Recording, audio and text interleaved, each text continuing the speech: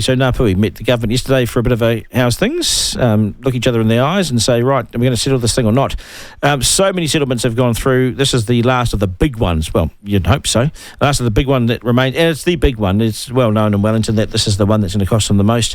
And figures were thrown about of, $500 million up to $1 billion. Those are the numbers that were thrown about over the last few years. But Ngāpuhi have said, well, if you're going to liken it to, say, South Canterbury Finance Package, when the government stepped in and underwrote all those losses, as an equivalent, you'd pay us $8 billion, which is sort of eyes on stalk stuff, isn't it? When you look at the government's spend ahead, in the years ahead, I think they've given themselves $2.4 billion headroom in the next three budgets, which is, a lot more than Bill English had sort of 15 years ago when he had nothing.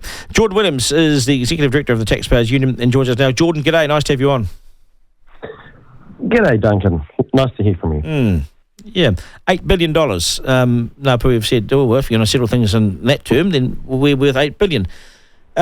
You've had a good look at this stuff over the years. You've seen settlements and you've seen the way it works. $8 billion's a pretty big starting point, isn't it? Well, in the words of that famous Australian movie, The Castle, tell him he's dreaming. And you'll remember from the mid-90s, the fiscal envelope was $1 billion. You adjust that for inflation now, that's the total fiscal envelope, $2 billion across all the treaty settlements. Obviously, Ngāi Tahu and Tainui have that sort of adjustment. They were the first to settle in the mid-90s and basically got 17% each of the $1 billion. So if you were going to give, if you're going to land for Ngāpuhi on what they're asking for, was it $8.2 billion? Not only are you talking about $4,000 per New Zealand household, or $4,200, we worked it out. You'd actually having to be pay that again, two times again, to bring those other two into line, because it's all about proportionality. So it really is pie in the sky stuff. But I guess that's how you start any negotiation. You aim for the stars and hope to hit the moon. Yeah, the problem with it though is that that's put the Ngāpuhi people will see this and go, oh, there's a good starting point, or there's our expectation, and it's so pie in the sky. Tell me she's dreaming, love. I remember the movie. Well said. But even half that's dreaming. Even half that again is probably dreaming. Even $2 billion is a sort of figure that would have the government's eyes on stalks, let alone $8. I just wonder, with expectations like that, are they ever going to settle? And from a taxpayer's point of view, we actually do want these things settled. We've had to tackle over the last few years the sort of creeping in of anti-democratic embedded powers that were really introduced under Chris Finlayson and the John Key government, being introduced into these treaty settlement pieces of legislation.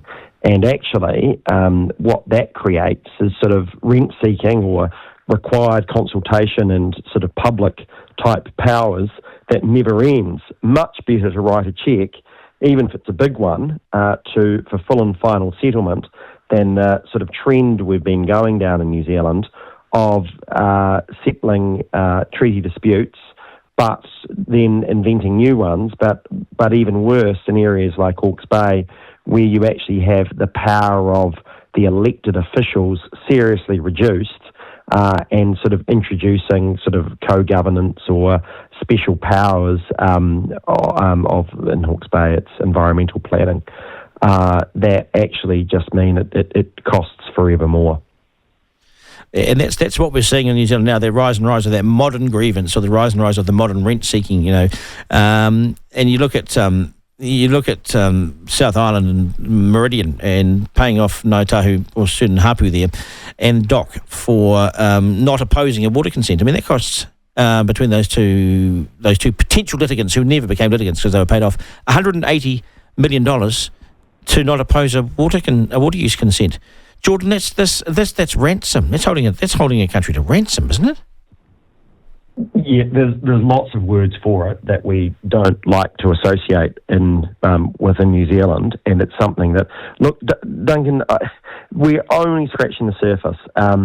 In the shoes of Meridian, in the shoes of property developers up and down New Zealand, where councils basically say, well, you have to go and get the iwi consent for this, and what they say, they're the experts, we can't appeal or overrule them. You're just creating a recipe for graft. In any other context, it would rightly be called out, but it's a very, very difficult discussion to have. Look, I didn't set up the Taxpayers Union to take on democracy issues, or one law for all issues, co-governance issues and things like that. But I can tell you, every day I get examples from members and supporters or donors with, you should see what I had to do. Well, please talk about it. I can't.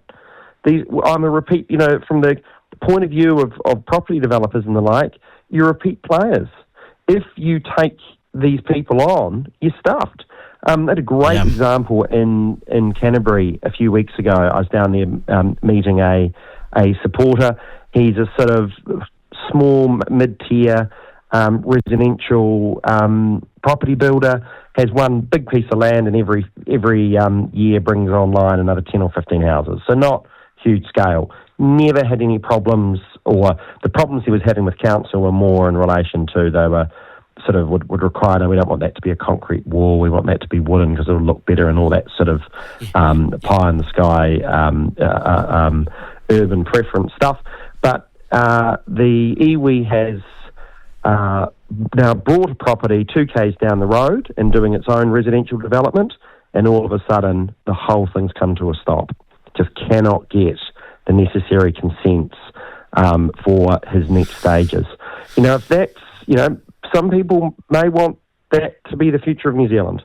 I don't. I think that even if you get all the economic settings right, we are, we become, back into the top most prosperous countries in the world again. But if your economy runs on graft, it's simply, it's just impossible. The economic settings don't really matter. Your economy is not prosperous for all. And you can see why these people who run these small, medium-sized businesses, you can see why they say, I'm out, and they go to Australia. Because they don't, Australia has all its own other issues as well, but it doesn't appear to have that sort of, now you haven't used any word, and I'm loath to use the word corruption, but it's almost, I'm not pointing the finger at anyone to say they're corrupt or anything, but it's not like the system has been set up to allow these standover tactics, and unless you pay someone money, you can't get ahead. And it's sort of almost standover, isn't it?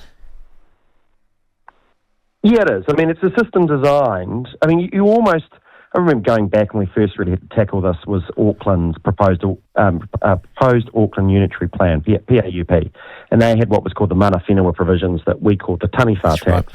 And you'd have to, you may recall, this was when Bob Jones had to go and talk to 12 different iwi groups to replace a window. And, the council said, look, they're the experts on sites of cultural significance. We can't overrule them. We can't appeal it. You've got to I'll never forget, as a young lawyer, going to see the then chief planner at Auckland Council. He's now, I think he's the only person who ever gets sacked from Auckland Council. He's now a regional councillor down here in Wellington on the classic treadwheel of incompetence in local government in New Zealand. But I literally said, what you are requiring people to get reports on the metaphysical implications of resource consents. Yes, of course. That's the make-believe.